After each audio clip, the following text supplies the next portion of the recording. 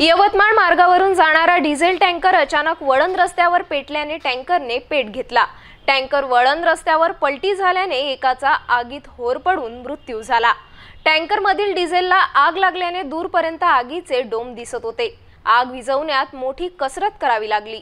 रस्त्याच्या मधातच टँकर पलटी झाल्याने अनेक तास रस्त्याच्या दोन्ही मार्गावरील ट्रॅफिक जाम झाली। यवतमाळ मार्गावरून डिझेल टँकर जात असताना अचानक वळण रस्त्यावर टँकर पलटी झाल्याने डिझेलने अचानक पेट घेतला।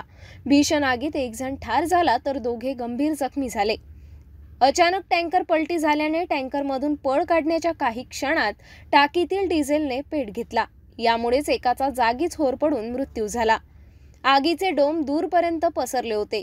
जंगल परिसर असल्याने आगीची झळ दूर अंतरापर्यंत दाखल झाली। लागलेल्या आगीने याच मार्गावरील लांबपर्यंत वाहनाच्या रांगा अनेक तासपर्यंत लागल्या। अनेक तासपर्यंत वाहतूक व्यवस्था ठप्प झाली होती।